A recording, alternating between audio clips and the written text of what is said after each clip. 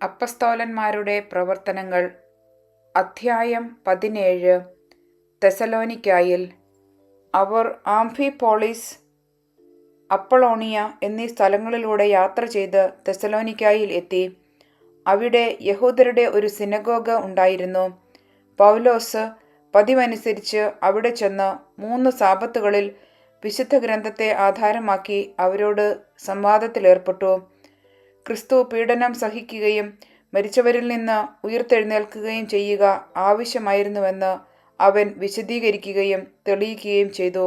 അവൻ പറഞ്ഞു, ഞാൻ നിങ്ങളുടെ മുമ്പിൽ പ്രഘോഷിക്കുന്ന ഈ യേശു തന്നെയാണ് ക്രിസ്തു. അവരിൽ ചിലർ ബോധ്യം വന്ന് പൗലോസിൻ്റെയും സീലാസിൻ്റെയും കൂടെ ചേർന്നു. ദൈവഭക്തരായ അനേകം ഗ്രീക്കുകാരും നിരവധി കുലീന വനിതകളും അപ്രകാരം ചെയ്തു. എന്നാൽ യഹൂദർ അസൂയപ്പെട്ട് ചില നീചന്മാരെ ഒരുമിച്ച് കൂട്ടി നഗരത്തെ ഇളക്കി. അവർ ജാസന്റെ ഭവനത്തിൽ തള്ളിക്കയറുകയും അപ്പസ്തോലന്മാരെ ആൾക്കൂട്ടത്തിനിടയിലേക്ക് ഇറക്കിക്കൊണ്ടുവരുന്നതിന് പരിശ്രമിക്കുകയും ചെയ്തു. അവരെ കണ്ടെത്താൻ കഴിയാതെ വന്നപ്പോൾ ജാസനെയും ചില സഹോദരന്മാരെയും നഗരാധിപന്മാരുടെ അടുക്കൽ വലിച്ചിഴച്ചു കൊണ്ടുവന്ന് അവർ വിളിച്ചു പറഞ്ഞു, ലോകത്തെ തലകീഴ് മറിച്ച ഈ മനുഷ്യർ ഇതാ ഇവിടെയും വന്നിരിക്കുന്നു. ജാസൻ ഇവർക്ക് ആതിഥ്യം നൽകി. യേശു എന്ന മറ്റൊരു രാജാവിൻ്റെ പേര് പറഞ്ഞുകൊണ്ട് ഇവരെല്ലാവരും സീസറിൻ്റെ കൽപ്പനകൾക്കെതിരായി പ്രവർത്തിക്കുന്നു. ഇത് കേട്ട് നഗരാധിപന്മാരും ജനക്കൂട്ടവും അസ്വസ്ഥരായി. അവർ ജാസനെയും മറ്റുള്ളവരെയും ജാമ്യത്തിൽ വിട്ടയച്ചു. ബെറോയായിൽ. രാത്രിയായപ്പോൾ സഹോദരന്മാർ പെട്ടെന്ന് പൗലോസിനെയും സീലാസിനെയും ബെറോയായിലേക്ക് അയച്ചു. അവർ അവിടെ എത്തി യഹൂദരുടെ സിനഗോഗിലേക്ക് പോയി. ഈ സ്ഥലത്തെ യഹൂദർ തെസലോനിക്കായിലുള്ളവരേക്കാൾ മാന്യന്മാരായിരുന്നു. അവർ അതീവ താൽപ്പര്യത്തോടെ വചനം സ്വീകരിച്ചു. അവർ പറഞ്ഞത് സത്യമാണോ എന്ന് അറിയുവാൻ വിശുദ്ധ ഗ്രന്ഥങ്ങൾ അനുദിനം പരിശോധിക്കുകയും ചെയ്തിരുന്നു. അവരിൽ പലരും വിശ്വാസം സ്വീകരിച്ചു. കൂടാതെ ഗ്രീക്കുകാരിൽ ബഹുമാന്യരായ പല സ്ത്രീകളും പുരുഷന്മാരും. പൗലോസ് ബെറോയായിലും ദൈവവചനം പ്രസംഗിച്ചുവെന്ന് തെസലോനിക്കാരായ യഹൂദർ അറിഞ്ഞപ്പോൾ അവർ അവിടെയും എത്തി ജനങ്ങളെ പ്രകോപിപ്പിക്കുകയും ഇളക്കിവിടുകയും ചെയ്തു. ഉടൻ തന്നെ സഹോദരർ പൗലോസിന് കടൽത്തീരം വരെ ചെന്നെത്തുന്നതിനുള്ള സജ്ജീകരണങ്ങൾ ചെയ്ത് അവനെ യാത്രയാക്കി. എന്നാൽ സീലാസും തിമോഥെയോസും അവിടെ തന്നെ താമസിച്ചു. പൗലോസിൻ്റെ കൂടെ പോയിരുന്നവർ അവനെ ആഥൻസിൽ കൊണ്ടുചെന്നാക്കി. സീലാസും തിമോഥെയോസും കഴിയുന്നതും വേഗം തൻ്റെ അടുക്കൽ എത്തിച്ചേരണമെന്ന അവൻ്റെ നിർദ്ദേശവുമായി അവർ തിരിച്ചു പോന്നു. ആഥൻസിൽ. പൗലോസ് അവരെയും പ്രതീക്ഷിച്ച് ആഥൻസിൽ താമസിക്കവേ നഗരം മുഴുവൻ വിഗ്രഹങ്ങൾ കൊണ്ട് നിറഞ്ഞിരിക്കുന്നത് കണ്ട് അവൻ്റെ മനസ്സിൽ വലിയ ക്ഷോഭമുണ്ടായി. അതിനാൽ സിനഗോഗിൽ വച്ച് യഹൂദന്മാരുമായും മറ്റു ഭക്തജനങ്ങളുമായും പൊതുസ്ഥലത്ത് വച്ച് എല്ലാ ദിവസവും അവിടെ കൂടിയിരുന്നവരുമായും അവൻ വാദപ്രതിവാദം നടത്തി. ചില എപ്പിക്യൂരിയൻ ചിന്തകരും സ്റ്റോയിക്ക് ചിന്തകരും അവനോട് തർക്കിച്ചു. ചിലർ പറഞ്ഞു, ഈ വിഡ്ഢി എന്തു പറയാനാണ് ഭാവിക്കുന്നത്? ഇവൻ വിദേശ ദേവതകളുടെ പ്രചാരകനാണെന്ന് തോന്നുന്നു എന്ന് മറ്റുള്ളവർ പറഞ്ഞു. അവൻ യേശുവിനെക്കുറിച്ചും പുനരുത്ഥാനത്തെക്കുറിച്ചും പ്രസംഗിച്ചിരുന്നു. അവർ അവനെ പിടിച്ച് അരയോപാഗസിൽ കൊണ്ടുചെന്ന് നിർത്തിയിട്ട് ചോദിച്ചു, നീ അവതരിപ്പിക്കുന്ന ഈ പുതിയ പ്രബോധനം എന്താണെന്ന് ഞങ്ങൾക്ക് പറഞ്ഞു തരാമോ? വിചിത്രമായ കാര്യങ്ങളാണല്ലോ നീ സംസാരിക്കുന്നത്. ഇവയുടെ അർത്ഥം എന്തെന്ന് ഞങ്ങൾക്ക് അറിയണമെന്നുണ്ട്. എല്ലാ ആഥൻസുകാർക്കും അവിടെ താമസിച്ചിരുന്ന വിദേശികൾക്കും പുതിയ പുതിയ കാര്യങ്ങളെക്കുറിച്ച് പറയുന്നതിനും കേൾക്കുന്നതിനുമല്ലാതെ മറ്റൊന്നിനും സമയം ഉണ്ടായിരുന്നില്ല. അരയോപാഗസിലെ പ്രസംഗം. അരയോപാഗസിൻ്റെ മധ്യത്തിൽ നിന്നുകൊണ്ട് പൗലോസ് ഇപ്രകാരം പ്രസംഗിച്ചു, ആഥൻസ് നിവാസികളെ, എല്ലാവിധത്തിലും മതനിഷ്ഠയുള്ളവരാണ് നിങ്ങൾ എന്ന് ഞാൻ മനസ്സിലാക്കുന്നു. ഞാൻ ഇതിലെ കടന്നു പോയപ്പോൾ നിങ്ങളുടെ ആരാധനാ വസ്തുക്കളെ നിരീക്ഷിച്ചു. അജ്ഞാതദേവന് എന്ന് എഴുതിയിട്ടുള്ള ഒരു ബലിപീഠം ഞാൻ കണ്ടു. നിങ്ങൾ ആരാധിക്കുന്ന ആ അജ്ഞാതനെക്കുറിച്ച് തന്നെയാണ് ഞാൻ നിങ്ങളോട് പ്രസംഗിക്കുന്നത്. പ്രപഞ്ചത്തെയും അതിലുള്ള സകലത്തെയും സൃഷ്ടിച്ചവനും സ്വർഗത്തിൻ്റെയും ഭൂമിയുടെയും കർത്താവുമായ ദൈവം മനുഷ്യനിർമ്മിതമായ ആലയങ്ങളിലല്ല വസിക്കുന്നത്. അവിടുത്തേക്ക് എന്തെങ്കിലും ആവശ്യമുണ്ടായിട്ടല്ല മനുഷ്യകരങ്ങളിൽ നിന്ന് അവിടുന്ന് ശുശ്രൂഷ സ്വീകരിക്കുന്നത്. കാരണം അവിടുന്ന് തന്നെയാണ് എല്ലാവർക്കും ജീവനും ശ്വാസവും മറ്റു സകലതും പ്രദാനം ചെയ്യുന്നത്. ഭൂമുഖം മുഴുവൻ വ്യാപിച്ചു വസിക്കാൻ വേണ്ടി അവിടുന്ന് ഒരുവനിൽ നിന്ന് എല്ലാ ജനപദങ്ങളെയും സൃഷ്ടിച്ചു. അവർക്ക് വിഭിന്ന കാലങ്ങളും വാസഭൂമികളും നിശ്ചയിച്ചു കൊടുത്തു. ഇത് അവർ ദൈവത്തെ അന്വേഷിക്കുന്നതിനും ഒരുപക്ഷെ അനുഭവത്തിലൂടെ അവിടുത്തെ കണ്ടെത്തുന്നതിനും വേണ്ടിയാണ്. എങ്കിലും അവിടുന്ന് നമ്മിലാരിലും നിന്ന് അകലെയല്ല. എന്തെന്നാൽ അവിടുന്നിൽ നാം ജീവിക്കുന്നു, ചരിക്കുന്നു, നിലനിൽക്കുന്നു. നാം അവിടുത്തെ സന്താനങ്ങളാണ് എന്ന് നിങ്ങളുടെ തന്നെ ചില കവികൾ പറഞ്ഞിട്ടുണ്ടല്ലോ. നാം ദൈവത്തിൻ്റെ സന്താനങ്ങളാകിയാൽ മനുഷ്യൻ്റെ ഭാവനയും ശില്പവിദ്യയും ചേർന്ന് സ്വർണത്തിലും വെള്ളിയിലും കല്ലിലും കൊത്തിയെടുക്കുന്ന പ്രതിമ പോലെയാണ് ദൈവരൂപമെന്ന് വിചാരിക്കരുത്. അജ്ഞതയുടെ കാലഘട്ടങ്ങളെ ദൈവം കണക്കിലെടുത്തില്ല. എന്നാൽ ഇപ്പോൾ എല്ലായിടത്തുമുള്ള സകല ജനങ്ങളും പശ്ചാത്തപിക്കണമെന്ന് അവിടുന്ന് ആജ്ഞാപിക്കുന്നു. എന്തെന്നാൽ താൻ നിയോഗിച്ചിരിക്കുന്ന ഒരു മനുഷ്യൻ വഴി ലോകത്തെ മുഴുവൻ നീതിയോടെ വിധിക്കാൻ അവിടുന്ന് ഒരു ദിവസം നിശ്ചയിച്ചിരിക്കുന്നു. ആ മനുഷ്യനെ മരിച്ചവരിൽ നിന്ന് ഉയർപ്പിച്ചുകൊണ്ട് അവിടുന്ന് ഇതിന് ഉറപ്പ് നൽകിയിട്ടുമുണ്ട്. മരിച്ചവരുടെ പുനരുത്ഥാനത്തെപ്പറ്റി കേട്ടപ്പോൾ ചിലർ അവനെ പരിഹസിച്ചു.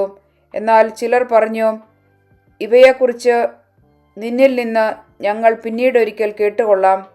അങ്ങനെ പൗലോസ് അവരുടെ ഇടയിൽ നിന്ന് പോയി. എന്നാൽ കുറേ ആളുകൾ അവനോട് ചേർന്ന് വിശ്വാസം സ്വീകരിച്ചു. അരിയോപാഗസുകാരൻ ഡൈനീഷ്യസും ദമാറിസ് എന്നു പേരുള്ള സ്ത്രീയും മറ്റു ചിലരും അക്കൂട്ടത്തിലുണ്ടായിരുന്നു. അധ്യായം 18. കോറിന്തോസിൽ. ഇതിനുശേഷം പൗലോസ് ആഥൻസ് വിട്ട് കോറിന്തോസിലെത്തി. അവൻ പോന്തസുകാരനായ അക്വില എന്ന ഒരു യഹൂദനെ കണ്ടുമുട്ടി. അവൻ തൻ്റെ ഭാര്യയായ പ്രിസ്കില്ലയോടൊപ്പം ആയിടെ ഇറ്റലിയിൽ നിന്ന് എത്തിയതേ ഉണ്ടായിരുന്നുള്ളൂ. എന്തെന്നാൽ എല്ലാ യഹൂദരും റോമ വിട്ടുകൊള്ളണമെന്ന് ക്ലാവുദിയൂസിൻ്റെ കൽപ്പനയുണ്ടായിരുന്നു. പൗലോസ് അവരുടെ വീട്ടിൽ ചെന്നു. അവർ ഒരേ തൊഴിൽക്കാരായിരുന്നതുകൊണ്ട് അവൻ അവരുടെ കൂടെ താമസിക്കുകയും ഒന്നിച്ച് ജോലി ചെയ്യുകയും ചെയ്തു. കൂടാരപ്പണിയായിരുന്നു അവരുടെ ജോലി. എല്ലാ സാബത്തിലും അവൻ സിനഗോഗിൽ വച്ച് സംവാദത്തിൽ ഏർപ്പെടുകയും യഹൂദരെയും ഗ്രീക്കുകാരെയും വിശ്വസിക്കാൻ പ്രേരിപ്പിക്കുകയും ചെയ്തു. സീലാസും തിമോത്തയോസും മക്കദോനിയയിൽ നിന്ന് എത്തിച്ചേർന്ന അവസരത്തിൽ യേശുവാണ് ക്രിസ്തുവെന്ന് സാക്ഷ്യം നൽകിക്കൊണ്ട് യഹൂദർക്ക് ബോധ്യം വരുത്താനുള്ള തീവ്ര ശ്രമത്തിലായിരുന്നു പൗലോസ്. അവർ അവനെ എതിർക്കുകയും ദൂഷണം പറയുകയും ചെയ്തപ്പോൾ അവൻ സ്വന്തം വസ്ത്രങ്ങൾ കുടഞ്ഞുകൊണ്ട് അവരോട് പറഞ്ഞു, നിങ്ങളുടെ രക്തം നിങ്ങളുടെ തന്നെ ശിരസിൽ പതിക്കട്ടെ. ഞാൻ നിരപരാധനാണ്. ഇനി ഞാൻ വിജാതിയരുടെ അടുക്കലേക്ക് പോകുന്നു. അവിടം വിട്ട് അവൻ ദൈവഭക്തനായ തീസിയോസ് യൂസ്തോസ് എന്നൊരുവൻ്റെ വീട്ടിലേക്ക് പോയി. സിനഗോഗിന് തൊട്ടടുത്തായിരുന്നു അവൻ്റെ വീട്. സിനഗോഗ് അധികാരിയായ ക്രിസ്പൂസും അവൻ്റെ കുടുംബം മുഴുവനും കർത്താവിൽ വിശ്വസിച്ചു. കൊറിന്തോസുകാരിൽ പലരും വചനം കേട്ട് വിശ്വസിക്കുകയും ജ്ഞാനസ്നാനം സ്വീകരിക്കുകയും ചെയ്തു. രാത്രിയിൽ കർത്താവ് ദർശനത്തിൽ പൗലോസിനോട് പറഞ്ഞു, ഭയപ്പെടേണ്ട, നിശബ്ദനായിരിക്കാതെ പ്രസംഗിക്കുക. എന്തെന്നാൽ ഞാൻ നിന്നോടുകൂടിയുണ്ട്. ആരും നിന്നെ ആക്രമിക്കുകയോ ഉപദ്രവിക്കുകയോ ഇല്ല. ഈ നഗരത്തിൽ എനിക്ക് വളരെ ആളുകളുണ്ട്. പൗലോസ് അവരുടെ ഇടയിൽ ദൈവവചനം പഠിപ്പിച്ചുകൊണ്ട് അവിടെ 1 വർഷവും 6 മാസവും താമസിച്ചു. ന്യായാസനത്തിന് മുമ്പിൽ. ഗാലിയോ അക്കായിയായിൽ ഉപസ്ഥാനപതിയായിരിക്കുമ്പോൾ യഹൂദർ പൗലോസിനെതിരെ സംഘടിതമായ ഒരാക്രമണം നടത്തി. അവർ അവനെ ന്യായാസനത്തിന് മുമ്പിൽ കൊണ്ടുവന്ന് ഇപ്രകാരം പറഞ്ഞു, ഈ മനുഷ്യൻ നിയമവിരുദ്ധമായ രീതിയിൽ ദൈവാരാധന നടത്താൻ ജനങ്ങളെ പ്രേരിപ്പിക്കുന്നു. പൗലോസ് സംസാരിക്കാൻ തുടങ്ങിയപ്പോഴേക്കും ഗാലിയോ യഹൂദരോട് പറഞ്ഞു, യഹൂദരെ, വല്ല കുറ്റകൃത്യത്തിൻ്റെയോ ഗുരുതരമായ പാതകത്തിൻ്റെയോ കാര്യമാണെങ്കിൽ നിങ്ങൾ പറയുന്നത് തീർച്ചയായും ഞാൻ കേൾക്കുമായിരുന്നു. എന്നാൽ ഇത് വാക്കുകളെക്കുറിച്ചും പേരുകളെക്കുറിച്ചും നിങ്ങളുടെ നിയമത്തെക്കുറിച്ചുമുള്ള പ്രശ്നമാകിയാൽ നിങ്ങൾ തന്നെ കൈകാര്യം ചെയ്യുക. ഇക്കാര്യങ്ങളുടെ വിധികർത്താവാകാൻ ഞാൻ ഒരുക്കമല്ല. അവൻ ന്യായാസനത്തിന് മുമ്പിൽ നിന്ന് അവരെ പുറത്താക്കി. അവരെല്ലാം ഒന്നു ചേർന്ന് സിനഗോഗ് അധികാരിയായ സൊസ്തനേസിനെ പിടിച്ച് കോടതിയുടെ മുമ്പിൽ വെച്ച് തന്നെ അടിച്ചു. എന്നാൽ ഗാലിയോ ഇതൊന്നും ശ്രദ്ധിച്ചതേയില്ല. അന്ത്യോക്യായിൽ തിരിച്ചെത്തുന്നു. പൗലോസ് കുറെ നാൾ കൂടി അവിടെ താമസിച്ചിട്ട് സഹോദരരോട് യാത്ര പറഞ്ഞ് സിറിയായിലേക്ക് കപ്പൽ കയറി. പ്രിഷില്ലായും അക്വിലായും അവൻ്റെ കൂടെ പോയി. അവന് നേർച്ചയുണ്ടായിരുന്നതിനാൽ കെങ്കറയിൽ വെച്ച് തല മുണ്ഡനം ചെയ്തു. അവർ എഫേസോസിൽ എത്തിച്ചേർന്നു. അവൻ മറ്റുള്ളവരെ അവിടെ വിട്ടിട്ട് സിനഗോഗിൽ പ്രവേശിച്ച് യഹൂദരുമായി വാദത്തിൽ ഏർപ്പെട്ടു. കുറെ നാൾ കൂടി തങ്ങളോടൊത്ത് താമസിക്കാൻ അവർ ആവശ്യപ്പെട്ടെങ്കിലും അവൻ സമ്മതിച്ചില്ല. ദൈവം അനുവദിച്ചാൽ ഞാൻ നിങ്ങളുടെ അടുത്തേക്ക് തിരിച്ചു വരും എന്ന് പറഞ്ഞ് അവൻ വിടവാങ്ങുകയും എഫേസോസിൽ നിന്ന് കപ്പൽ കയറുകയും ചെയ്തു. കേസറിയായിലെത്തി അവിടുത്തെ സഭയെ അഭിവാദനം ചെയ്തിട്ട് അവൻ അന്ത്യോക്യയിലേക്ക് പോയി. കുറെ കാലം അവിടെ ചെലവഴിച്ചതിനു ശേഷം അവൻ യാത്ര പുറപ്പെട്ട് ഗലാത്തിയ, ഫ്രിജിയ എന്നീ പ്രദേശങ്ങളിലൂടെ സഞ്ചരിച്ച് എല്ലാ ശിഷ്യർക്കും ശക്തി പകർന്നുകൊണ്ടിരുന്നു. അപ്പോളോസ് എഫേസോസിൽ. ആ ഇടയ്ക്ക് അപ്പോളോസ് എന്നു പേരുള്ള അലക്സാണ്ട്രിയക്കാരനായ ഒരു യഹൂദൻ എഫേസോസിൽ വന്നു. അവൻ വാഗ്മിയും വിശുദ്ധ ലിഖിതങ്ങളിൽ അവഗാഹം നേടിയവനുമായിരുന്നു. കർത്താവിൻ്റെ മാർഗത്തെക്കുറിച്ച് അവന് ഉപദേശവും ലഭിച്ചിരുന്നു. അവന് യോഹന്നാൻ്റെ ജ്ഞാനസ്നാനത്തെക്കുറിച്ച് മാത്രമേ അറിവുണ്ടായിരുന്നുള്ളൂ. എങ്കിലും യേശുവിനെക്കുറിച്ചുള്ള കാര്യങ്ങൾ ആത്മാവിൽ ഉണർവോടെ തെറ്റുകൂടാതെ പഠിപ്പിക്കുകയും പ്രസംഗിക്കുകയും ചെയ്തിരുന്നു. അവൻ സിനഗോഗിലും ധൈര്യപൂർവ്വം പ്രസംഗിക്കാൻ തുടങ്ങി. പ്രിഷില്ലായും അക്വിലായും അവൻ്റെ പ്രസംഗം കേട്ടു. അവർ അവനെ കൂട്ടിക്കൊണ്ടുപോയി ദൈവത്തിൻ്റെ മാർഗം കൂടുതൽ വ്യക്തമായി പറഞ്ഞുകൊടുത്തു. അവൻ അക്കായിയായിലേക്ക് പോകാൻ ആഗ്രഹിച്ചു. സഹോദരർ അവനെ പ്രോത്സാഹിപ്പിക്കുകയും അവനെ സ്വീകരിക്കുന്നതിന് ശിഷ്യർക്ക് എഴുതുകയും ചെയ്തു. അവിടെ എത്തിച്ചേർന്നതിന് ശേഷം കൃപാവരം മൂലം വിശ്വാസം സ്വീകരിച്ചവരെ അവൻ വളരെയധികം സഹായിച്ചു. എന്തെന്നാൽ അവൻ പൊതുസ്ഥലങ്ങളിൽ വെച്ച് വിശുദ്ധ ഗ്രന്ഥങ്ങൾ ഉദ്ധരിച്ചുകൊണ്ട് ക്രിസ്തു യേശു തന്നെയാണെന്ന് തെളിയിക്കുകയും യഹൂദന്മാരെ വാക്കുമുട്ടിക്കുകയും ചെയ്തിരുന്നു. അധ്യായം 19. പൗലോസ് എഫേസോസിൽ. അപ്പോളോസ് കൊറിന്തോസിലായിരുന്നപ്പോൾ പൗലോസ് ഉൾനാടുകളിലൂടെ സഞ്ചരിച്ച് എഫേസോസിലെത്തി. അവിടെ അവൻ ഏതാനും ശിഷ്യരെ കണ്ടു. അവൻ അവരോട് ചോദിച്ചു, നിങ്ങൾ വിശ്വാസികളായപ്പോൾ പരിശുദ്ധാത്മാവിനെ സ്വീകരിച്ചുവോ? അവർ പറഞ്ഞു, ഇല്ല. പരിശുദ്ധാത്മാവ് എന്നൊന്ന് ഉണ്ടെന്ന് ഞങ്ങൾ കേട്ടിട്ട് പോലുമില്ല. അവൻ ചോദിച്ചു, എങ്കിൽ പിന്നെ നിങ്ങൾ ഏതു സ്നാനമാണ് സ്വീകരിച്ചത്? അവർ പറഞ്ഞു, യോഹന്നാൻ്റെ സ്നാനം. അപ്പോൾ പൗലോസ് പറഞ്ഞു, യോഹന്നാൻ തനിക്ക് പിന്നാലെ വരുന്നവനിൽ, അതായത് യേശുവിൽ വിശ്വസിക്കണമെന്ന് ജനങ്ങളെ ഉദ്ബോധിപ്പിച്ചുകൊണ്ട് അനുതാപത്തിൻ്റെ സ്നാനമാണ് നൽകിയത്. അവർ ഇത് കേട്ട് കർത്താവായ യേശുവിൻ്റെ നാമത്തിൽ സ്നാനം സ്വീകരിച്ചു. പൗലോസ് അവരുടെ മേൽ കൈകൾ വച്ചപ്പോൾ പരിശുദ്ധാത്മാവ് അവരുടെ മേൽ വന്നു. അവർ അന്യഭാഷകളിൽ സംസാരിക്കുകയും പ്രവചിക്കുകയും ചെയ്തു. അവർ ഏകദേശം 12 പേരുണ്ടായിരുന്നു. അവൻ സിനഗോഗിൽ പ്രവേശിച്ച് ധൈര്യപൂർവ്വം ദൈവരാജ്യത്തെക്കുറിച്ച് 3 മാസം പ്രസംഗിക്കുകയും വാദപ്രതിവാദത്തിലേർപ്പെടുകയും ചെയ്തു. എന്നാൽ ദുർവാശിക്കാരായ ചിലർ വിശ്വസിക്കാൻ വിസമ്മതിക്കുകയും സമൂഹത്തിൻ്റെ മുമ്പിൽ ക്രിസ്തുമാർഗത്തെ ദുഷിക്കുകയും ചെയ്തു. അതിനാൽ അവൻ അവരെ വിട്ട് ശിഷ്യരെയും കൂട്ടി ടിറാനോസിൻ്റെ പ്രസംഗശാലയിൽ പോയി എല്ലാ ദിവസവും വിവാദത്തിൽ ഏർപ്പെട്ടു പോന്നു. ഇത് 2 വർഷത്തേക്ക് തുടർന്നു. തന്മൂലം ഏഷ്യയിൽ വസിച്ചിരുന്ന എല്ലാവരും, യഹൂദരും ഗ്രീക്കുകാരും, കർത്താവിൻ്റെ വചനം കേട്ടു. സ്കേവായുടെ പുത്രന്മാർ. പൗലോസിൻ്റെ കരങ്ങൾ വഴി ദൈവം അസാധാരണമായ അത്ഭുതങ്ങൾ പ്രവർത്തിച്ചുകൊണ്ടിരുന്നു. അവൻ്റെ ശരീരസ്പർശമേറ്റ തൂവാലകളും അംഗവസ്ത്രങ്ങളും അവർ രോഗികളുടെ അടുത്ത് കൊണ്ടുവന്നു. അപ്പോൾ രോഗം അവരെ വിട്ടുമാറുകയും അശുദ്ധാത്മാക്കൾ അവരിൽ നിന്ന് പുറത്തു വരികയും ചെയ്തിരുന്നു. പിശാചുബാധ ഒഴിപ്പിച്ചിരുന്ന ചില യഹൂദർ, പൗലോസ് പ്രസംഗിക്കുന്ന യേശുവിൻ്റെ നാമത്തിൽ നിന്നോട് ഞാൻ കൽപ്പിക്കുന്നു എന്ന് പറഞ്ഞുകൊണ്ട് അശുദ്ധാത്മാക്കളുടെ മേൽ കർത്താവായ യേശുവിൻ്റെ നാമം പ്രയോഗിച്ചു നോക്കി. യഹൂദരുടെ ഒരു പ്രധാന പുരോഹിതനായ സ്കേവായുടെ 7 പുത്രന്മാരും ഇങ്ങനെ ചെയ്തുകൊണ്ടിരുന്നു. എന്നാൽ അശുദ്ധാത്മാവ് അവരോട് ഇപ്രകാരം മറുപടി പറഞ്ഞു: യേശുവിനെ എനിക്കറിയാം, പൗലോസിനെയും അറിയാം. എന്നാൽ നിങ്ങൾ ആരാണ്? അശുദ്ധാത്മാവ് ആവസിച്ചിരുന്ന മനുഷ്യൻ അവരുടെ മേൽ ചാടി വീണ് അവരെ ആക്രമിച്ച് കീഴ്പ്പെടുത്തി. അവർ മുറിവേറ്റ് നഗ്നരായി ആ വീട്ടിൽ നിന്ന് ഓടിപ്പോയി. എഫേസോസിൽ വസിച്ചിരുന്ന യഹൂദരും ഗ്രീക്കുകാരുമായ എല്ലാവരും ഈ വിവരം അറിഞ്ഞ് ഭയപ്പെട്ടു. കർത്താവായ യേശുവിൻ്റെ നാമം കൂടുതൽ പ്രകീർത്തിക്കപ്പെടുകയും ചെയ്തു.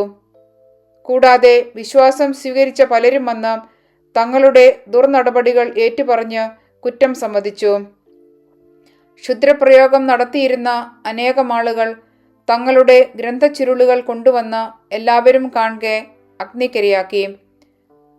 അവയുടെ ആകെ വില കണക്കാക്കിയപ്പോൾ 50,000 വെള്ളി നാണയങ്ങൾ വരുമെന്ന് കണ്ടു. അങ്ങനെ കർത്താവിൻ്റെ വചനം വിപുലമായി പ്രചരിക്കുകയും അതിൻ്റെ ശക്തി വെളിപ്പെടുകയും ചെയ്തു. ഈ സംഭവങ്ങൾക്ക് ശേഷം പൗലോസ് ആത്മാവിൻ്റെ പ്രേരണയനുസരിച്ച് മക്കെദോനിയ, അക്കായിയ എന്നീ പട്ടണങ്ങൾ കടന്ന് ജെറുസലേമിലേക്ക് പോകാൻ തീരുമാനിച്ചു. അവിടെ എത്തിയതിനു ശേഷം തനിക്ക് റോമായും സന്ദർശിക്കണം എന്ന് അവൻ പറഞ്ഞിരുന്നു. അവൻ തൻ്റെ സഹായികളിൽ 2 പേരായ തിമോത്തയോസിനെയും എറാസ്തൂസിനെയും മക്കെദോനിയയിലേക്ക് അയച്ചിട്ട് കുറേ നാൾ ഏഷ്യയിൽ താമസിച്ചു. വെള്ളിപ്പണിക്കാരുടെ ലഹള. ആയിടെ ക്രിസ്തുമാർഗത്തെ സംബന്ധിച്ച് വലിയ ഒച്ചപ്പാടുണ്ടായി. അർത്തേമിസ് ദേവിയുടെ ക്ഷേത്രത്തിൻ്റെ വെള്ളി മാതൃകകൾ ഉണ്ടാക്കിക്കൊണ്ടിരുന്ന വെള്ളിപ്പണിക്കാരനായ ദെമേത്രിയോസ് ശില്പവേലക്കാർക്ക് വലിയ തോതിൽ തൊഴിലുണ്ടാക്കി കൊടുത്തു പോന്നു. ഇവരെയും ഇതേ തൊഴിലിലേർപ്പെട്ടിരുന്ന മറ്റുള്ളവരെയും വിളിച്ചുകൂട്ടി അവൻ പറഞ്ഞു: മാന്യരെ, നമ്മുടെ സമ്പത്ത് മുഴുവൻ ഈ തൊഴിലിൽ നിന്നാണെന്ന് നിങ്ങൾക്കറിയാമല്ലോ. എന്നാൽ കൈകൊണ്ടുണ്ടാക്കിയ ദൈവങ്ങൾ ദൈവങ്ങളേ അല്ല എന്ന് പ്രഖ്യാപിച്ചുകൊണ്ട് പൗലോസ് എന്ന ഈ മനുഷ്യൻ എഫേസോസിൽ മാത്രമല്ല ഏഷ്യയിലാകെ വളരെ പേരെ വഴിതെറ്റിക്കുന്നത് നിങ്ങൾ കാണുകയും കേൾക്കുകയും ചെയ്യുന്നുണ്ടല്ലോ. തന്മൂലം നമ്മുടെ ഈ തൊഴിൽ അപഹാസ്യമായി തീരും എന്ന അപകടം മാത്രമല്ല ഉള്ളത്, പിന്നെയോ മഹാദേവതയായ അർത്തേമിസിൻ്റെ ക്ഷേത്രം പൂർണ്ണമായി അവഗണിക്കപ്പെടുകയും ഏഷ്യയിലും പരിഷ്കൃത ലോകമെങ്ങും ആരാധിക്കപ്പെടുന്ന അവളുടെ പ്രതാപം അസ്തമിക്കുകയും ചെയ്യും. ഇത് കേട്ടപ്പോൾ അവർ കോപാക്രാന്തരായി വിളിച്ചു പറഞ്ഞു: എഫേസോസുകാരുടെ അർത്തേമിസ് മഹോന്നതയാണ്. നഗരത്തിൽ മുഴുവൻ ബഹളമായി. അവരെല്ലാവരും കൂടി പൗലോസിൻ്റെ സഹയാത്രികരും മക്കദോനിയക്കാരുമായ ഗായിയൂസിനെയും അരിസ്താർക്കൂസിനെയും വലിച്ചിഴച്ചുകൊണ്ട് പൊതുമണ്ഡപത്തിലേക്ക് തള്ളിക്കയറി.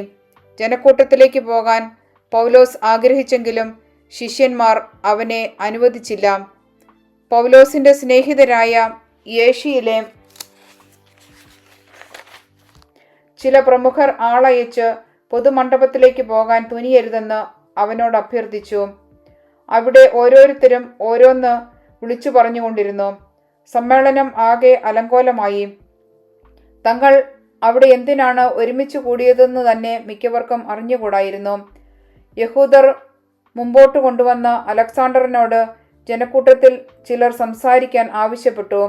അലക്സാണ്ടർ ആംഗ്യം കാണിച്ചിട്ട് ജനങ്ങളോട് ന്യായവാദത്തിന് മുതിർന്നു. എന്നാൽ അവൻ യഹൂദനാണെന്ന് മനസ്സിലാക്കിയപ്പോൾ അവരെല്ലാവരും ഒരേ ശബ്ദത്തിൽ എഫേസോസുകാരുടെ അർത്തേമിസ് മഹോന്നതയാണ് എന്ന് ആർത്തു വിളിച്ചു. 2 മണിക്കൂറോളം ഇത് തുടർന്നു. നഗരാധികാരി ജനക്കൂട്ടത്തെ ശാന്തമാക്കിയതിനു ശേഷം പറഞ്ഞു: എഫേസോസുകാരെ, എഫേസോസ് നഗരി മഹാദേവതയായ അർത്തേമിസിൻ്റെയും അവളുടെ ആകാശത്തുനിന്ന് വീണ പ്രതിമയുടെയും ക്ഷേത്രത്തിൻ്റെ പാലികയാണെന്ന് ആർക്കാണ് അറിഞ്ഞുകൂടാത്തത്? ഈ വസ്തുതകൾ അനിഷേധ്യങ്ങളാകയാൽ നിങ്ങൾ ശാന്തരായിരിക്കണം. അതിക്രമമൊന്നും പ്രവർത്തിക്കരുത്. എന്തെന്നാൽ നിങ്ങൾ കൊണ്ടുവന്നിരിക്കുന്ന ഈ മനുഷ്യർ ദേവാലയം അശുദ്ധമാക്കിയിട്ടില്ല, നമ്മുടെ ദേവിയെ ദുഷിച്ചിട്ടുമില്ല. അതിനാൽ ദെമേത്രിയോസിനോ അവൻ്റെ കൂടെയുള്ള ശില്പികൾക്കോ ഇവരിൽ ആരുടെയെങ്കിലും പേരിൽ പരാതിയുണ്ടെങ്കിൽ അവർക്ക് ന്യായാസനമുണ്ട്, ഉപസ്ഥാനപതികളുമുണ്ട്. അവർ അവിടെ പരാതികൾ സമർപ്പിക്കട്ടെ. അതല്ല, ഇനി മറ്റെന്തെങ്കിലുമാണ് നിങ്ങൾ ആവശ്യപ്പെടുന്നതെങ്കിൽ നിയമാനുസൃതമായ സംഘത്തിൽ വെച്ച് അതിന് തീരുമാനമുണ്ടാക്കാം. ഇന്നത്തെ ഈ ബഹളത്തെ ന്യായീകരിക്കുവാൻ നമുക്ക് കാരണമൊന്നും പറയാനില്ല. അതിനാൽ കലാപമുണ്ടാക്കിയെന്ന് നമ്മുടെ മേൽ ആരോപിക്കുക എന്ന അപകടവുമുണ്ട്. ഇതു പറഞ്ഞ് അവൻ ജനക്കൂട്ടത്തെ പിരിച്ചുവിട്ടു. അധ്യായം 20. ഗ്രീസിലേക്ക്. ബഹളം ശമിച്ചപ്പോൾ പൗലോസ് ശിഷ്യരെ വിളിച്ചുകൂട്ടി ഉപദേശിച്ചതിനു ശേഷം യാത്ര പറഞ്ഞ് മക്കെദോനിയയിലേക്ക് പോയി. ആ പ്രദേശങ്ങളിലൂടെ യാത്ര ചെയ്ത് ആളുകളെ ഉപദേശങ്ങൾ വഴി ധൈര്യപ്പെടുത്തിയിട്ട് ഗ്രീസിലെത്തി. അവിടെ അവൻ 3 മാസം ചെലവഴിച്ചു. സിറിയയിലേക്ക് കപ്പൽ കയറാൻ തയ്യാറായിരിക്കുമ്പോൾ യഹൂദന്മാർ അവനെതിരായി ഗൂഢാലോചന നടത്തി. അതിനാൽ മക്കെദോനിയയിലൂടെ തിരിച്ചു പോകാൻ അവൻ തീരുമാനിച്ചു. പീറൂസിന്റെ മകനായ ബെറോയാക്കാരൻ സോപ്പാത്തർ, തെസലോനിക്കാരനായ അരിസ്താർക്കൂസ്, സെക്കുന്തൂസ്, ദർബേക്കാരനായ ഗായിയൂസ്, തിമോത്തയോസ്, ഏഷ്യയിൽ നിന്നുള്ള ടിക്കിക്കോസ്, ത്രോഫിമോസ് എന്നിവർ അവനോടൊപ്പം ഉണ്ടായിരുന്നു. അവർ മുമ്പേ പോയി ത്രോവാസിൽ ഞങ്ങളെ കാത്തിരുന്നു. പുളിപ്പില്ലാത്ത അപ്പത്തിൻ്റെ ദിവസങ്ങൾക്ക് ശേഷം ഞങ്ങൾ ഫിലിപ്പിയിൽ നിന്ന് സമുദ്രയാത്ര ചെയ്ത് 5 ദിവസം കൊണ്ട് ത്രോവാസിൽ അവരുടെ അടുത്തെത്തി. അവിടെ 7 ദിവസം താമസിച്ചു. ത്രോവാസിനോട് വിട. ആഴ്ചയുടെ ആദ്യ ദിവസം അപ്പം മുറിക്കാൻ ഞങ്ങൾ ഒരുമിച്ചുകൂടി. അടുത്ത ദിവസം യാത്ര പുറപ്പെടേണ്ടിയിരുന്നതുകൊണ്ട് പൗലോസ് അവരോട് പ്രസംഗിച്ചു. അർദ്ധരാത്രി വരെ പ്രസംഗം ദീർഘിച്ചു. ഞങ്ങൾ സമ്മേളിച്ചിരുന്ന മുകളിലത്തെ നിലയിൽ അനേകം വിളക്കുകൾ കത്തിക്കൊണ്ടിരുന്നു. എവുത്തിക്കോസ് എന്നു പേരുള്ള ഒരു യുവാവ് ജനൽപ്പടിയിൽ ഇരിക്കുകയായിരുന്നു. പൗലോസിന്റെ പ്രസംഗം ദീർഘിച്ചതിനാൽ അവൻ ഗാഠനിദ്രയിലാണ്ടു. നിദ്രാധീനനായ അവൻ 3-ാം നിലയിൽ നിന്ന് താഴേക്ക് വീണു. അവനെ ചെന്നെടുക്കുമ്പോൾ മരിച്ചു കഴിഞ്ഞിരുന്നു. എന്നാൽ പൗലോസ് താഴെ ഇറങ്ങിച്ചെന്ന് കുനിഞ്ഞ് അവനെ ആലിംഗനം ചെയ്തുകൊണ്ട് പറഞ്ഞു, ഭയപ്പെടേണ്ട, അവന് ജീവനുണ്ട്. പൗലോസ് മുകളിൽ ചെന്ന് അപ്പം മുറിച്ച് ഭക്ഷിച്ചതിനു ശേഷം പ്രഭാതം വരെ അവരുമായി ദീർഘനേരം സംഭാഷണത്തിൽ ഏർപ്പെട്ടു. അനന്തരം അവൻ അവിടം വിട്ടുപോയി. അവർ ആ യുവാവിനെ ജീവനുള്ളവനായി കൂട്ടിക്കൊണ്ടുപോയി. അവർക്ക് അത്യധികം ആശ്വാസമുണ്ടായി. മിലേത്തോസിലേക്ക്. ഞങ്ങൾ നേരത്തെ തന്നെ ആസോസിലേക്ക് കപ്പൽ കയറി. പൗലോസ് അവിടം വരെ കരമാർഗം സഞ്ചരിച്ചതിന് ശേഷം കപ്പൽ കയറുമെന്നായിരുന്നു തീരുമാനം. ആസോസിൽ വെച്ച് അവൻ ഞങ്ങളെ കണ്ടുമുട്ടിയപ്പോൾ ഞങ്ങൾ അവനെ കപ്പലിൽ കയറ്റുകയും മിത്തിലേനയിൽ എത്തിച്ചേരുകയും ചെയ്തു. അവിടെ നിന്ന് കപ്പൽ യാത്ര തുടർന്ന് അടുത്ത ദിവസം ഞങ്ങൾ കിയോസിന് എതിർവശമെത്തി. പിറ്റേ ദിവസം ഞങ്ങൾ സാമോസിൽ അടുത്തു. അതിൻ്റെ അടുത്ത ദിവസം മിലേത്തോസിൽ എത്തിച്ചേരുകയും ചെയ്തു. ഏഷ്യയിൽ സമയം ചെലവഴിക്കരുതെന്ന് വിചാരിച്ച് എഫേസോസിൽ അടുക്കാതെ കടന്നു പോകണമെന്ന് പൗലോസ് തീരുമാനിച്ചിരുന്നു. സാധിക്കുമെങ്കിൽ പന്തക്കുസ്ത ദിനത്തിൽ ജെറുസലേമിൽ എത്തിച്ചേരാൻ അവന് തിടുക്കമായിരുന്നു. എഫേസോസ് വിടുന്നു. മിലേത്തോസിൽ നിന്ന് അവൻ എഫേസോസിലേക്ക് ആളയച്ച് സഭയുടെ ശ്രേഷ്ഠന്മാരെ വരുത്തി. അവർ വന്നപ്പോൾ അവൻ പറഞ്ഞു, ഞാൻ ഏഷ്യയിൽ കാലുകുത്തിയ ദിവസം മുതൽ എല്ലാ സമയവും നിങ്ങളുടെ മധ്യത്തിൽ എങ്ങനെ ജീവിച്ചുവെന്ന് നിങ്ങൾക്കെല്ലാവർക്കും അറിയാമല്ലോ. പൂർണ്ണ വിനയത്തോടും കണ്ണുനീരോടും യഹൂദന്മാരുടെ ഗൂഢാലോചനയാൽ എനിക്കുണ്ടായ പരീക്ഷണങ്ങളോടും കൂടി ഞാൻ കർത്താവിനെ ശുശ്രൂഷ ചെയ്തു. നിങ്ങളുടെ നന്മയ്ക്കുതകുന്ന ഏതെങ്കിലും കാര്യം നിങ്ങൾക്ക് പറഞ്ഞു തരാൻ ഞാൻ മടി കാണിച്ചിട്ടില്ല. പൊതുസ്ഥലത്ത് വച്ചും വീട് തോറും വന്നും ഞാൻ നിങ്ങളെ പഠിപ്പിച്ചു. ദൈവത്തിലേക്കുള്ള മനപരിവർത്തനത്തെക്കുറിച്ചും നമ്മുടെ കർത്താവായ യേശുവിലുള്ള വിശ്വാസത്തെക്കുറിച്ചും യഹൂദരുടെയും ഗ്രീക്കുകാരുടെയും ഇടയിൽ ഞാൻ സാക്ഷ്യം നൽകി. ഇതാ ഇപ്പോൾ പരിശുദ്ധാത്മാവിനാൽ നിർബന്ധിതനായി ഞാൻ ജെറുസലേമിലേക്ക് പോകുന്നു. അവിടെ എനിക്ക് എന്തു സംഭവിക്കുമെന്ന് അറിഞ്ഞുകൂടാ. കാരാഗ്രഹവും പീഡനങ്ങളുമാണ് എന്നെ കാത്തിരിക്കുന്നതെന്ന് എല്ലാ നഗരത്തിലും പരിശുദ്ധാത്മാവ് എനിക്ക് വ്യക്തമാക്കി തരുന്നുണ്ട് എന്ന് മാത്രം എനിക്കറിയാം. എന്നാൽ എൻ്റെ ജീവൻ ഏതെങ്കിലും വിധത്തിൽ വിലപ്പെട്ടതായി ഞാൻ കണക്കാക്കുന്നില്ല. എൻ്റെ ഓട്ടം പൂർത്തിയാക്കണമെന്നും ദൈവത്തിൻ്റെ കൃപയുടെ സുവിശേഷത്തിന് സാക്ഷ്യം നൽകാൻ കർത്താവായ യേശുവിൽ നിന്ന് ഞാൻ സ്വീകരിച്ചിട്ടുള്ള ദൗത്യം നിർവഹിക്കണമെന്നും മാത്രമേ ഞാൻ ആഗ്രഹിക്കുന്നുള്ളൂ. ദൈവരാജ്യം പ്രസംഗിച്ചുകൊണ്ട് നിങ്ങളുടെ ഇടയിൽ ഞാൻ സഞ്ചരിച്ചു. എന്നാൽ ഇതാ, ഇനിയൊരിക്കലും നിങ്ങൾ എൻ്റെ മുഖം ദർശിക്കുകയില്ലെന്ന് ഞാൻ ഇപ്പോൾ മനസ്സിലാക്കുന്നു. തന്മൂലം നിങ്ങളിൽ ആരെങ്കിലും നഷ്ടപ്പെട്ടാൽ അവൻ്റെ രക്തത്തിൽ ഞാൻ ഉത്തരവാദിയല്ല എന്ന് ഇന്ന് ഞാൻ പരസ്യമായി പ്രഖ്യാപിക്കുന്നു. എന്തെന്നാൽ ദൈവത്തിൻ്റെ ഹിതം മുഴുവൻ നിങ്ങൾക്ക് വെളിപ്പെടുത്തി തരുന്നതിൽ നിന്ന് ഞാൻ ഒഴിഞ്ഞുമാറിയിട്ടില്ല. നിങ്ങളെയും അജഗണം മുഴുവനെയും പറ്റി നിങ്ങൾ ജാഗരൂകരായിരിക്കുവിൻ. കർത്താവ് സ്വന്തം രക്തത്താൽ നേടിയെടുത്ത ദൈവത്തിൻ്റെ സഭയെ പരിപാലിക്കാൻ പരിശുദ്ധാത്മാവ് നിയോഗിച്ചിരിക്കുന്ന അജപാലകരാണ് നിങ്ങൾ. എൻ്റെ വേർപാടിന് ശേഷം ക്രൂരരായ ചെന്നായ്ക്കൾ നിങ്ങളുടെ മധ്യേ വരുമെന്നും അവ അജഗണത്തെ വെറുതെ വിടുകയില്ലെന്നും എനിക്കറിയാം. ശിഷ്യരെ ആകർഷിച്ച് തങ്ങളുടെ പിന്നാലെ കൊണ്ടുപോകാൻ വേണ്ടി സത്യത്തെ വളച്ചൊടിച്ച് പ്രസംഗിക്കുന്നവർ നിങ്ങളുടെ ഇടയിൽ തന്നെ ഉണ്ടാകും. അതിനാൽ നിങ്ങൾ ജാഗ്രതയുള്ളവരായിരിക്കുവിൻ. 3 വർഷം രാപകൽ കണ്ണുനീരോടുകൂടെ നിങ്ങൾ ഓരോരുത്തരെയും ഉപദേശിക്കുന്നതിൽ നിന്ന് ഞാൻ വിരമിച്ചിട്ടില്ല എന്ന് അനുസ്മരിക്കുവിൻ. നിങ്ങളെ ഞാൻ കർത്താവിനും അവിടുത്തെ കൃപയുടെ വചനത്തിനും ഭരമേൽപ്പിക്കുന്നു. നിങ്ങൾക്ക് ഉത്കർഷം വരുത്തുന്നതിനും സകല വിശുദ്ധരുടെയും ഇടയിൽ അവകാശം തരുന്നതിനും ഈ വചനത്തിന് കഴിയും. ഞാൻ ആരുടെയും വെള്ളിയോ സ്വർണമോ വസ്ത്രങ്ങളോ മോഹിച്ചിട്ടില്ല. എൻ്റെയും എന്നോടുകൂടെ ഉണ്ടായിരുന്നവരുടെയും ആവശ്യങ്ങൾ നിർവഹിക്കാൻ എൻ്റെ ഈ കൈകൾ തന്നെയാണ് അധ്വാനിച്ചിട്ടുള്ളതെന്ന് നിങ്ങൾക്കറിയാം. ഇങ്ങനെ അധ്വാനിച്ചുകൊണ്ട് ബലഹീനരെ സഹായിക്കണമെന്ന് കാണിക്കാൻ എല്ലാ കാര്യങ്ങളിലും നിങ്ങൾക്ക് ഞാൻ മാതൃക നൽകിയിട്ടുണ്ട്. സ്വീകരിക്കുന്നതിനേക്കാൾ കൊടുക്കുന്നതാണ് ശ്രേയസ്കരം എന്ന് പറഞ്ഞ കർത്താവായ യേശുവിൻ്റെ വാക്കുകൾ നിങ്ങളെ ഞാൻ അനുസ്മരിപ്പിക്കുന്നു. ഇത് പറഞ്ഞതിനു ശേഷം അവൻ മുട്ടുകുത്തി മറ്റെല്ലാവരോടും കൂടെ പ്രാർത്ഥിച്ചു. അവരെല്ലാവരും കരഞ്ഞുകൊണ്ട് പൗലോസിനെ ആലിംഗനം ചെയ്തു ഗാഢമായി ചുംബിച്ചു. ഇനിമേൽ അവർ അവൻ്റെ മുഖം ദർശിക്കുകയില്ല എന്ന് പറഞ്ഞതിനെക്കുറിച്ചാണ് എല്ലാവരും കൂടുതൽ ദുഃഖിച്ചത്. അനന്തരം അവർ കപ്പലിൻ്റെ അടുത്തുവരെ അവനെ അനുയാത്ര ചെയ്തു. അധ്യായം 21. ജെറുസലേമിലേക്ക്. ഞങ്ങൾ അവരിൽ നിന്ന് പിരിഞ്ഞ് കപ്പൽ കയറി നേരെ കോസിലെത്തി. അടുത്ത ദിവസം റോദോസിലേക്കും അവിടെ നിന്ന് പത്താറായിലേക്കും പോയി. ഫെനീഷ്യയിലേക്ക് പോകുന്ന ഒരു കപ്പൽ കണ്ട് ഞങ്ങൾ അതിൽ കയറി.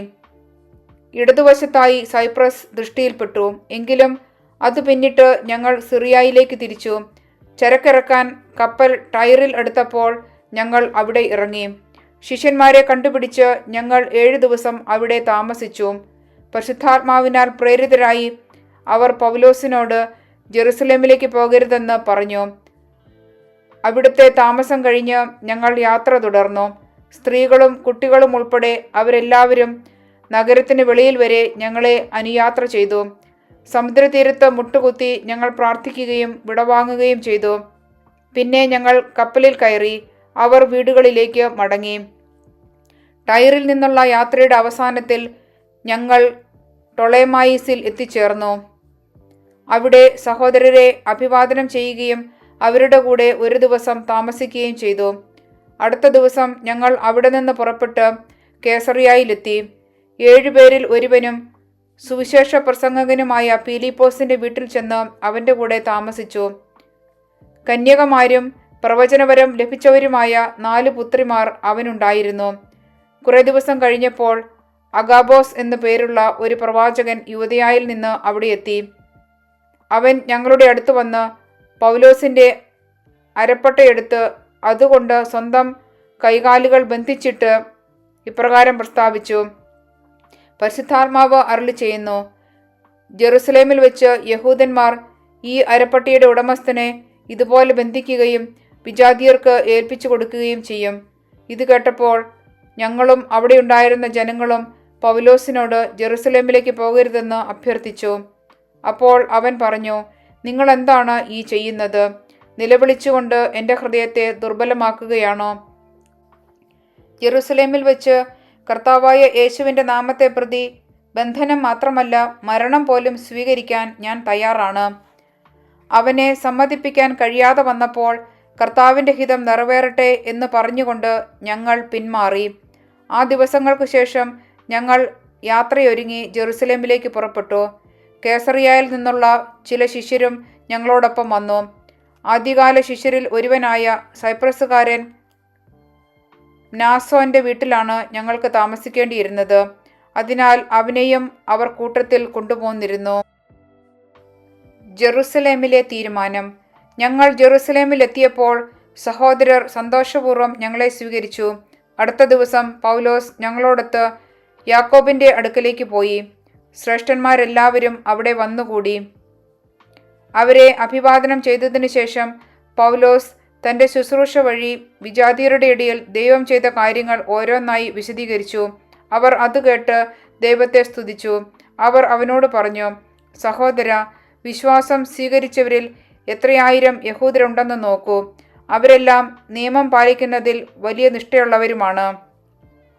എന്നാൽ ശിശുക്കളെ പരിച്ഛേദനം ചെയ്യുകയോ പരമ്പരാഗതമായ ആചാരങ്ങൾ അനുഷ്ഠിക്കുകയോ വേണ്ട എന്ന് പറഞ്ഞുകൊണ്ട് മോശയെ അവഗണിക്കാൻ വിജാതിയരുടെ ഇടയിലുള്ള യഹൂദരെ നീ പഠിപ്പിക്കുന്നുവെന്ന് അവർ കേട്ടിരിക്കുന്നു.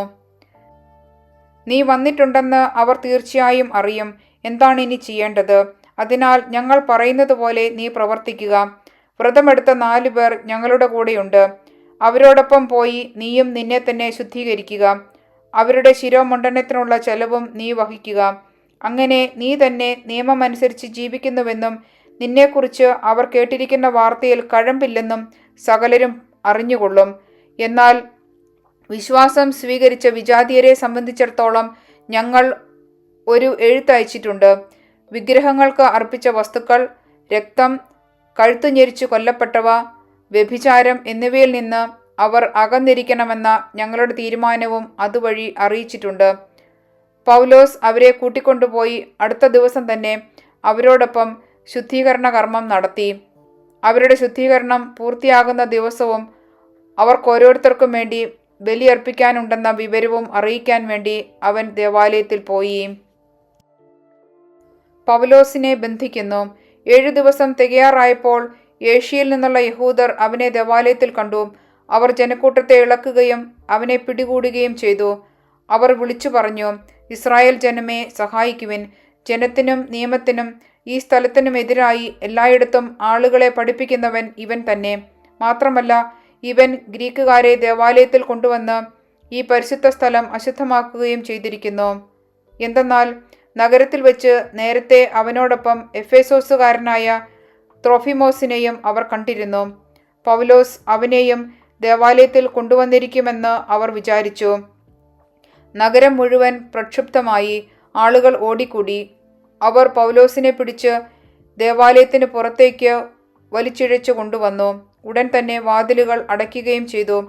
അവർ പൗലോസിനെ കൊല്ലാൻ ശ്രമിച്ചുകൊണ്ടിരിക്കുമ്പോൾ ജെറുസലേം മുഴുവൻ ബഹളത്തിലാണെന്ന് സഹസ്രാധിപന് അറിവ് ലഭിച്ചു. അവൻ ഉടൻ തന്നെ ഭടന്മാരെയും ശതാധിപന്മാരെയും കൂട്ടിക്കൊണ്ട് അവരുടെ അടുത്തേക്ക് പാഞ്ഞെത്തി. ഭടന്മാരെയും സഹസ്രാധിപനെയും കണ്ടപ്പോൾ പൗലോസിനെ പ്രഹരിക്കുന്നതിൽ നിന്ന് അവർ വിരമിച്ചു. സഹസ്രാധിപൻ വന്ന് അവനെ പിടിച്ചു. അവനെ 2 ചങ്ങലകൾ കൊണ്ട് ബന്ധിക്കാൻ അവൻ കൽപ്പിച്ചു. അവൻ ആരാണെന്നും എന്തു ചെയ്തുവെന്നും സഹസ്രാധിപൻ അന്വേഷിച്ചു. ആൾക്കൂട്ടത്തിൽ ഓരോരുത്തരും ഓരോന്ന് വിളിച്ചു പറഞ്ഞുകൊണ്ടിരുന്നു. ബഹളം നിമിത്തം വസ്തുത ഗ്രഹിക്കാൻ കഴിയാതെ വന്നപ്പോൾ അവനെ പാളയത്തിലേക്ക് കൊണ്ടുവരാൻ അവൻ കൽപ്പന നൽകി. നടയിലെത്തിയപ്പോഴേക്കും ജനക്കൂട്ടത്തിൻ്റെ കയ്യേറ്റം നിമിത്തം പടയാളികൾ അവനെ എടുത്തുകൊണ്ടു പോവുകയാണ് ചെയ്തത്. അവനെ കൊല്ലുക എന്ന് വിളിച്ചു പറഞ്ഞുകൊണ്ട് ജനക്കൂട്ടം പിറകെ കൂടി. സഹസ്രാധിപന്റെ മുമ്പിൽ പാളയത്തിലെത്താറായപ്പോൾ പൗലോസ് സഹസ്രാധിപനോട് പറഞ്ഞു, ഞാൻ ഒരു കാര്യം പറഞ്ഞുകൊള്ളട്ടെ. അവൻ ചോദിച്ചു, നിനക്ക് ഗ്രീക്ക് ഭാഷ അറിയാം അല്ലേ? അപ്പോൾ അടുത്ത കാലത്ത് കലാപമുണ്ടാക്കുകയും 4000 ഭീകരപ്രവർത്തകരെ മരുഭൂമിയിലേക്ക് നയിക്കുകയും ചെയ്ത ഈജിപ്തുകാരനല്ലേ നീ? പൗലോസ് പറഞ്ഞു, കിലീക്കിയയിലെ താർസോസിൽ നിന്നുള്ള ഒരു യഹൂദനാണ് ഞാൻ. അപ്രധാനമല്ലാത്ത ഒരു നഗരത്തിലെ പൗരൻ. ജനത്തോട് സംസാരിക്കാൻ എന്നെ അനുവദിക്കണമെന്ന് ഞാൻ അപേക്ഷിക്കുന്നു. അനുവാദം കിട്ടിയപ്പോൾ പൗലോസ് നടയിൽ നിന്നുകൊണ്ട് ജനത്തോട് ആംഗ്യം കാണിച്ചു. അവർ പൂർണ്ണ നിശബ്ദരായി. ഹെബ്രായ ഭാഷയിൽ അവൻ പ്രസംഗം ആരംഭിച്ചു. അധ്യായം 22. യഹൂദരോട് പ്രസംഗിക്കുന്നു. സഹോദരരെ, പിതാക്കന്മാരെ, നിങ്ങളോട് എനിക്ക് പറയാനുള്ള ന്യായവാദം കേൾക്കുവിൻ. ഹെബ്രായ ഭാഷയിൽ അവൻ തങ്ങളെ അഭിസംബോധന ചെയ്യുന്നത് കേട്ടപ്പോൾ അവർ കൂടുതൽ ശാന്തരായി. അവൻ പറഞ്ഞു, ഞാൻ ഒരു യഹൂദനാണ്. കിലിക്കിയായിലെ താർസോസിൽ ജനിച്ചു. എങ്കിലും ഈ നഗരത്തിലാണ് ഞാൻ വളർന്നത്. ഗമാലിയേലിൻ്റെ പാദങ്ങളിലിരുന്ന് പിതാക്കന്മാരുടെ നിയമത്തിൽ നിഷ്കൃഷ്ടമായ ശിക്ഷണം ഞാൻ നേടി.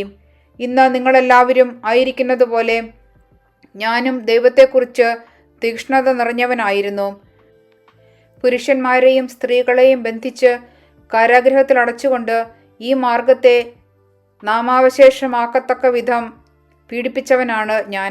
പ്രധാനാചാര്യനും ജനപ്രമാണികളുടെ സംഘം മുഴുവൻ തന്നെയും എനിക്ക് സാക്ഷികളാണ്. ദമാസ്കസിലുള്ളവരെയും ബന്ധനത്തിലാക്കി ജെറുസലേമിൽ കൊണ്ടുവന്ന് ശിക്ഷിക്കുന്നതിനു വേണ്ടി ഞാൻ അവരിൽ നിന്ന് സഹോദരന്മാർക്കുള്ള കത്തുകളും വാങ്ങി അവിടേക്ക് യാത്ര പുറപ്പെട്ടു. മാനസാന്തര കഥ. ഞാൻ യാത്ര ചെയ്ത് മധ്യാഹ്നത്തോടെ ദമാസ്കസിനടുത്തെത്തിയപ്പോൾ പെട്ടെന്ന് സ്വർഗത്തിൽ നിന്ന് ഒരു വലിയ പ്രകാശം എൻ്റെ ചുറ്റും വ്യാപിച്ചു. ഞാൻ നിലത്തു വീണു. ഒരു സ്വരം എന്നോട് ഇങ്ങനെ പറയുന്നത് കേട്ടു, സാവൂൾ, സാവൂൾ, നീ എന്നെ പീഡിപ്പിക്കുന്നത് എന്തുകൊണ്ട്? ഞാൻ ചോദിച്ചു, കർത്താവേ, അങ്ങ് ആരാണ്? അവൻ പറഞ്ഞു, നീ പീഡിപ്പിക്കുന്ന നസറായനായ യേശുവാണ് ഞാൻ. എൻ്റെ കൂടെ ഉണ്ടായിരുന്നവർ പ്രകാശം കണ്ടു, എന്നാൽ എന്നോട് സംസാരിച്ചവൻ്റെ സ്വരം കേട്ടില്ല. ഞാൻ ചോദിച്ചു, കർത്താവേ, ഞാൻ എന്തു ചെയ്യണം? കർത്താവ് എന്നോട് പറഞ്ഞു, എഴുന്നേറ്റ് ദമാസ്കസിലേക്ക് പോകുക. നിനക്ക് വേണ്ടി നിശ്ചയിക്കപ്പെട്ടിരിക്കുന്നത് അവിടെ വെച്ച് നിന്നോട് പറയും. പ്രകാശത്തിൻ്റെ തീക്ഷ്ണത കൊണ്ട് എനിക്ക് ഒന്നും കാണാൻ സാധിക്കാതെ വന്നപ്പോൾ എൻ്റെ കൂടെ ഉണ്ടായിരുന്നവർ കൈക്ക് പിടിച്ച് എന്നെ നടത്തി. അങ്ങനെ ഞാൻ ദമാസ്കസിലെത്തി. അവിടെ താമസിച്ചിരുന്ന സകല യഹൂദർക്കും സുസമ്മതനും നിയമം അനുസരിക്കുന്നതിൽ നിഷ്ഠയുള്ളവനുമായിരുന്ന അനനിയാസ് എന്ന ഒരു മനുഷ്യൻ എൻ്റെ അടുത്ത് വന്ന് പറഞ്ഞു, സഹോദരനായ സാവൂൾ, നിനക്ക് കാഴ്ച തിരിച്ചു കിട്ടട്ടെ. ഉടൻ തന്നെ എനിക്ക് കാഴ്ച തിരിച്ചു കിട്ടുകയും ഞാൻ അവനെ കാണുകയും ചെയ്തു.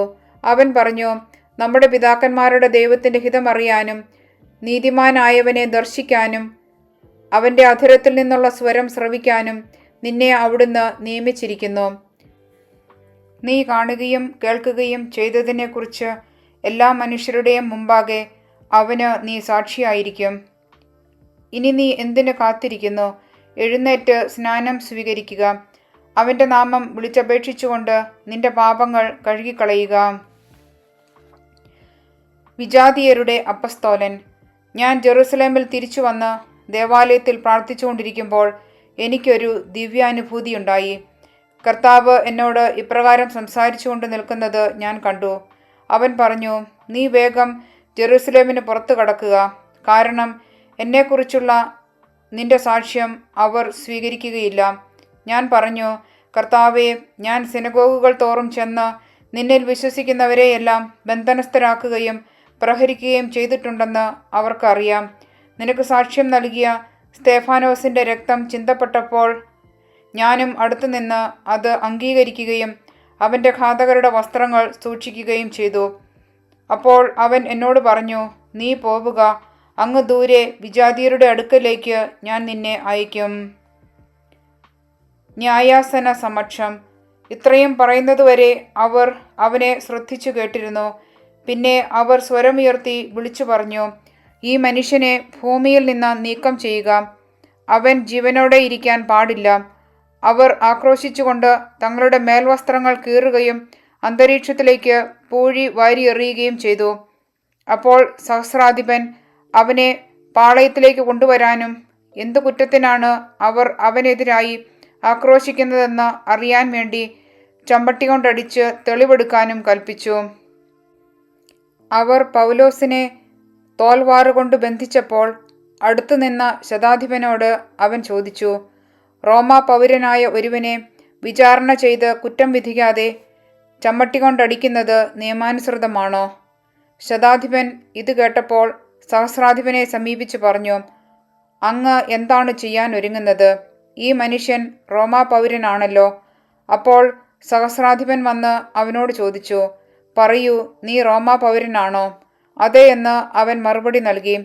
സഹസ്രാധിപൻ പറഞ്ഞു, ഞാൻ ഒരു വലിയ തുക കൊടുത്താണ് ഈ പൗരത്വം വാങ്ങിയത്. പൗലോസ് പറഞ്ഞു, എന്നാൽ ഞാൻ ജന്മന റോമാ പൗരനാണ്. അവനെ ചോദ്യം ചെയ്യാൻ ഒരുങ്ങിയിരുന്നവർ ഉടനെ അവിടെ നിന്ന് പിൻവാങ്ങി. പൗലോസ് റോമാ പൗരനാണെന്ന് അറിഞ്ഞപ്പോൾ അവനെ ബന്ധനസ്ഥനാക്കിയതിൽ സഹസ്രാധിപനും ഭയപ്പെട്ടു. യഹൂദന്മാർ അവൻ്റെ മേൽ കുറ്റാരോപണം നടത്തുന്നതിൻ്റെ യഥാർത്ഥ കാരണം കണ്ടുപിടിക്കാൻ ആഗ്രഹിച്ചുകൊണ്ട് പിറ്റേ ദിവസം സഹസ്രാധിപൻ അവനെ മോചിപ്പിച്ചു. എല്ലാ പുരോഹിത പ്രമുഖന്മാരും ആലോചനാസംഘം മുഴുവനും സമ്മേളിക്കാൻ അവൻ കൽപ്പിച്ചു. പിന്നീട് പൗലോസിനെ കൊണ്ടുവന്ന് അവരുടെ മുമ്പിൽ നിർത്തി.